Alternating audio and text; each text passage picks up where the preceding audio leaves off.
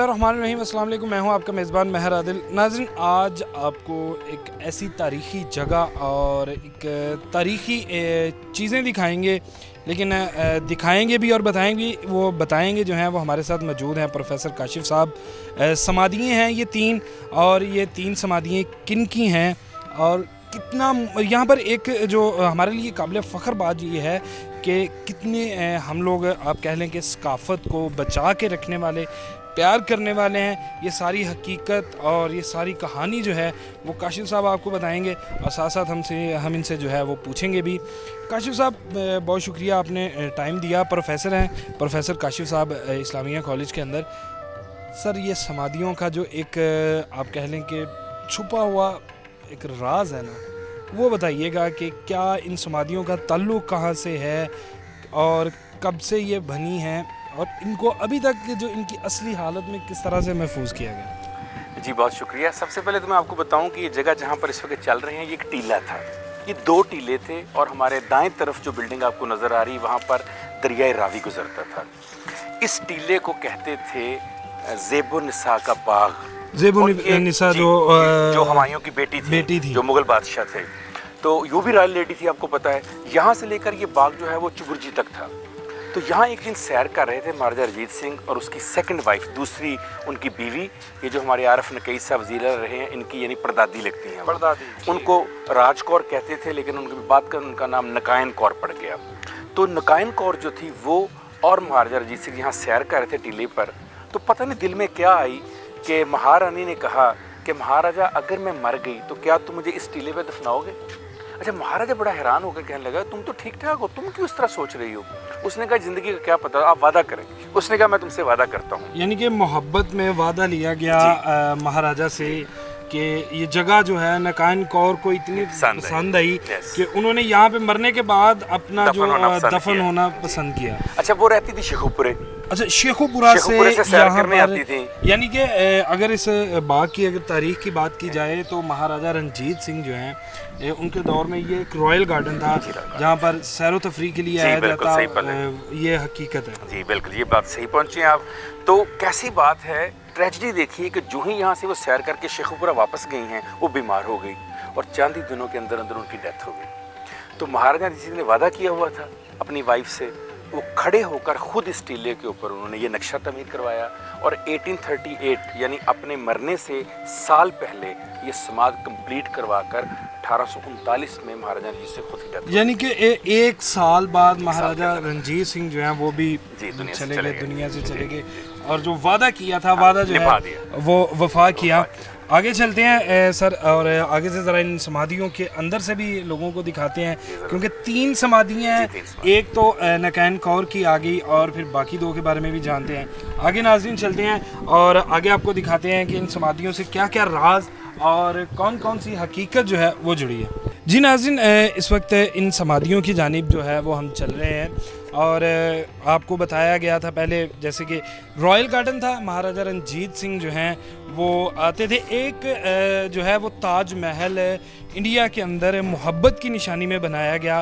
तो एक जो ये यहाँ पर महाराजा रंजीत सिंह की जानिब से, जिन्हें शेर पंजाब भी कहा जाता था, कि उनकी वादा वफा किया गया नकायन कौर से। उन्होंने जब वादा लिया और उन्होंने इस बात की ख्वाहिश जाहिर की कि मरने के बाद वो यहाँ पर दफन होना पसंद करेंगी, तो फिर महाराजा ने जो है इस बाग को, इस समाधि को बनाया, अपना वादा जो था वो वफा किया, और उसके एक साल बाद जो है वो ख़ुद भी वफात पा गए।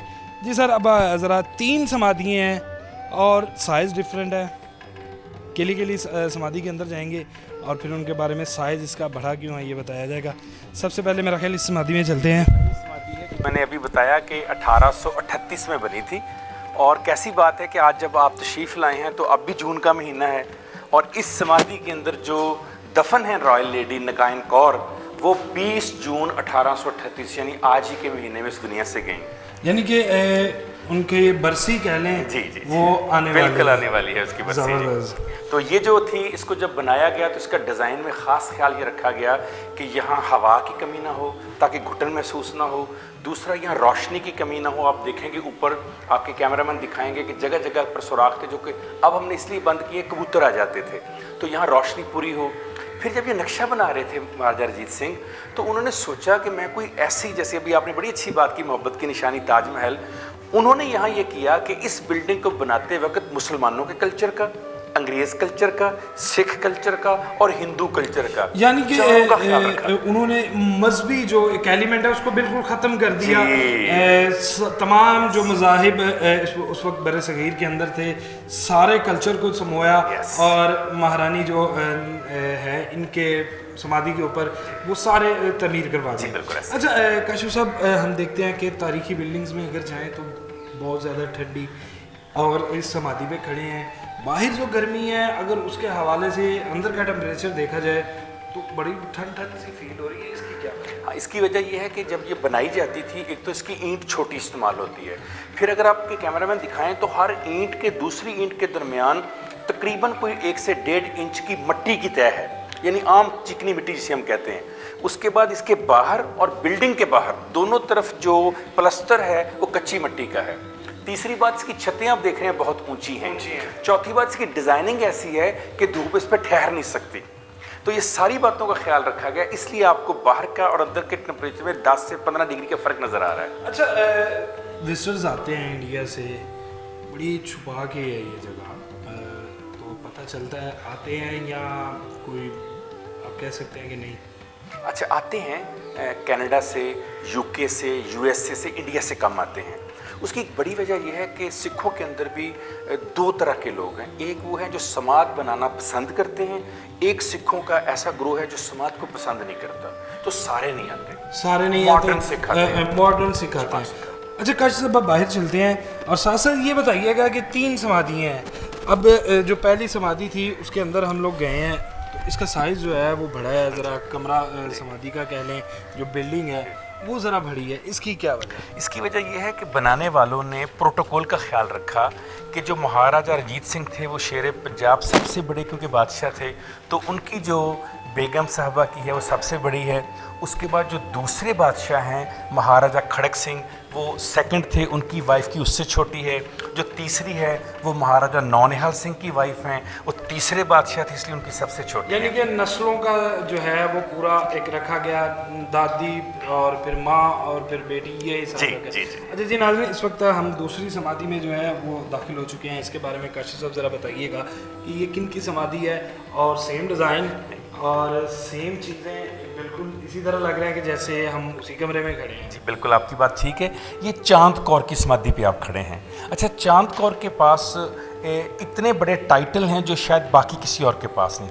पहला टाइटल ये कि महाराजा रंजीत सिंह की वो बहू थी, दूसरा टाइटल ये कि महाराजा खड़क सिंह की वो वाइफ थी, तीसरा टाइटल ये कि आने वाले महाराजा नौनिहाल सिंह की वो वालदा थी, चौथा टाइटल ये कि जब ये सब की डेथ हो गई, चांद बीबी जिंदा थी, तो ये बर्रे सगीर की हुक्मरान भी रहे।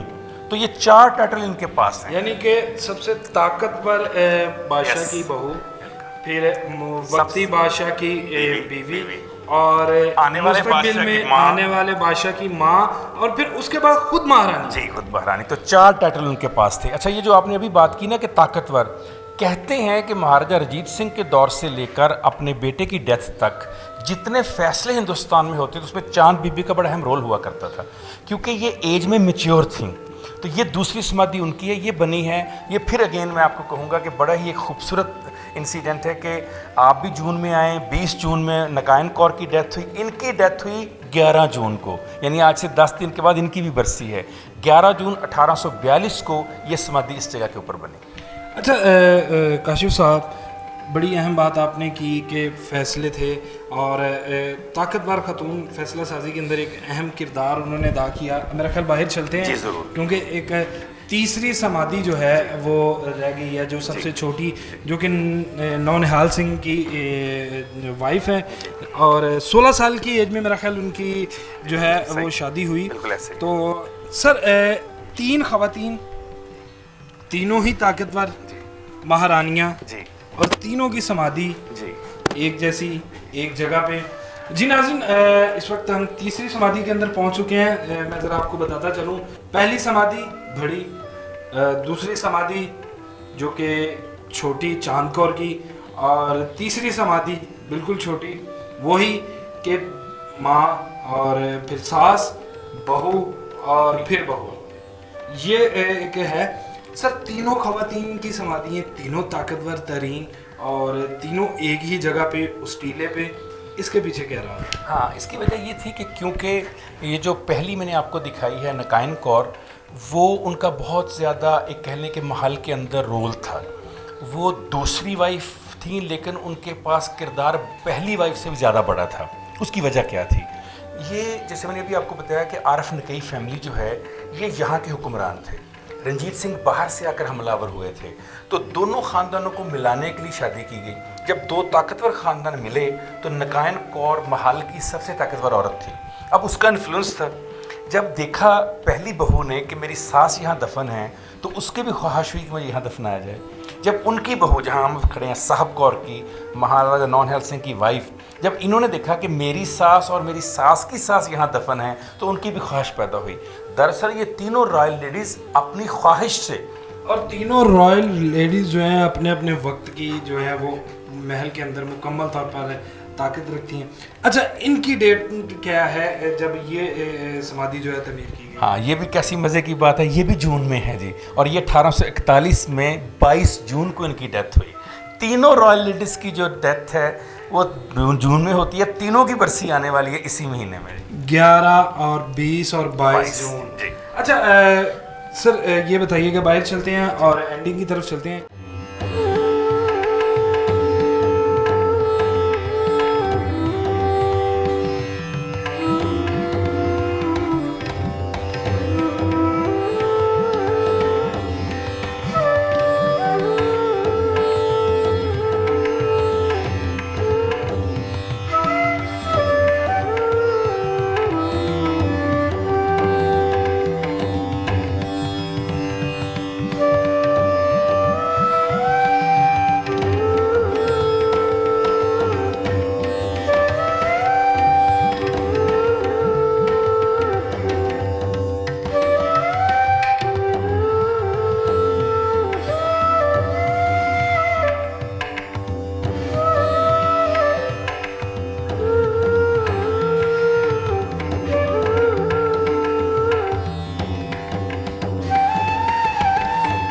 समाधियाँ तो हमने देख ली, अपने नाज़रीन को विज़िट भी करवा दी और इनकी तारीख़ भी बता दी। एक जैसी तमीरात सर अभी भी नक्शो नगार जो हैं यहाँ पर मौजूद हैं। अगर मेरे कैमरा मैन आपको दिखा सकें तो वो रानी की तस्वीर, ठीक है। उसके बाद ये एक छोटे से बने हैं, एक तो इनके ऊपर वाइट वॉश, दूसरा इनके जो है अभी इनको मुकम्मल तौर पर छुपा दिया गया है। इसकी वजह क्या है? ये थोड़ी सी दुख की बात है कि जब बाबरी मस्जिद का सान्या हिंदुस्तान में हुआ तो कुछ लोगों ने कोशिश की कि यहाँ पर उसका रिएक्शन दें, लेकिन खुशी की बात यह है कि रिएक्शन देने वाले चंद एक थे, इन बिल्डिंग्स को बचाने वाले बहुत ज़्यादा थे। वो खड़े हो गए आके, उन्होंने कहा जी हम ये बिल्डिंग्स नहीं गिराने देंगे। अब क्योंकि उन्होंने सोचा कि हम खड़े हैं तो बच गई है, कल हम इधर उधर होंगे तो कौन बचाएगा, तो उन्होंने फिर इसके ऊपर वाइट वॉश कर दिया ताकि वो तस्वीर देखकर महारानियों की या नक्शो निगार की फिर कोई रिएक्शन में आकर इनको ना गिराए। तो ये एक निशानी है कि अगर आज भी हम चाहें तो तमाम मज़हब मिलकर रह सकते हैं और इसे इज़्ज़त कर सकते हैं। अच्छा सर, यहाँ पे यही बात जो है वो कहने चाहेंगे, जिस तरह आपने बताया मोहब्बत के नाम पर ये जगह पर समाधियाँ बनी और इस जगह को बचाया भी मोहब्बत के लिए जा रहे हैं। मेरा ख्याल ये कहना गलत नहीं होगा। सर अब तक अक्सर आते हैं, इनको है क्या असली हालत में ये अभी मौजूद हैं, लेकिन इनके ऊपर जो नक्शो निगारी है वो दोबारा से असली हालत में यहाँ पर हम इन फ्यूचर देख सकते हैं। जी, बहुत अच्छी बात है आपने कि इंग्लैंड से और अमेरिका से university of Harvard, university of Oxford, उनके प्रोफेसर आए थे यहाँ पर आर्कियोलॉजी के, डॉक्टर डेविड। उन्होंने इसको देखा, उन्होंने कहा कि अगर गवर्नमेंट चाहे तो इनको हम 2 से 3 माह में बहाल कर सकते हैं। एक चनियोट की फैमिली है जो कि फ़न तामीर में अपना सानी नहीं रखती, वो भी कह रहे थे अगर हमें 6 माह दिए जाएं तो हम इसको असली हालत में दोबारा ला सकते हैं। ये एक अच्छी बात है, ये एक अच्छी बात है। जी नाज़रीन, समाधियों के बारे में तारीख़ भी आपने जानी, इन समाधियों के बारे में आपने जो है वो सुना भी। मोहब्बत के नाम पे बनी, इसको बचाया भी मोहब्बत के लिए जा रहा है। और मैंने शुरू में बात की थी कि ये हमारे लिए काबिल फ़ख्र मुकाम है। हम लोग जो है सीना चौड़ा कर सकते हैं अपना फ़ख्र के साथ कि हमने अगर वहाँ पर मस्जिद को शहीद किया गया तो हमारे कुछ अब भटके हुए दोस्त थे जिन्होंने ज़रा राह से भटकना चाहा, लेकिन जो हमारे समझदार उसातिज़ा किराम थे इस कॉलेज के और यहाँ पर जो लोग मौजूद थे, उन्होंने समझदारी का सबूत दिया और समझाया कि हम नफ़रत का पैगाम नफ़रत से नहीं देंगे, हम मोहब्बत का पैगाम जो है वो भेजेंगे। और उस मोहब्बत की एक निशानी जो है यहाँ पर महफूज कर ली गई। तीनों शहज़ादियों की, तीनों महारानियों की ख्वाहिश थी अपने अपने जो महाराजा थे उनसे, अगर नकैन कौर की बात की जाए और चांद कौर की बात की जाए और साहब कौर की बात की जाए, तो तीनों की ख्वाहिशात थी। तीनों के जो महाराजा थे उन्होंने इस चीज़ को जो है उनकी ख्वाहिशात को पूरा किया। और इस टीले पर जो कि अब मुकम्मल तौर पर अब आप कह लें लाहौर शहर का सबसे मेन हिस्सा इसको कहा जाता है, तो वो बन चुका है। लेकिन एक कभी एक टीला था दरिया रावी के पास, और शेखुपुरा से आना, सैर व सपाट करना, ये तो शाही चीज़ें हैं, हम उस तरफ नहीं जाएंगे। लेकिन अगर ताजमहल जो है उसको बनाया गया तो फिर मोहब्बत की निशानी यहाँ पर भी छोड़ी गई, और यही जो है मोहब्बत का पैगाम उधर भेजा गया। और यही हम पाकिस्तानियों का काम है, हम मोहब्बतें बांटते हैं और मोहब्बतें जो हैं वो हम लेते हैं। इसके साथ ही मुझे दीजिए इजाज़त, अल्लाह ने के बाद।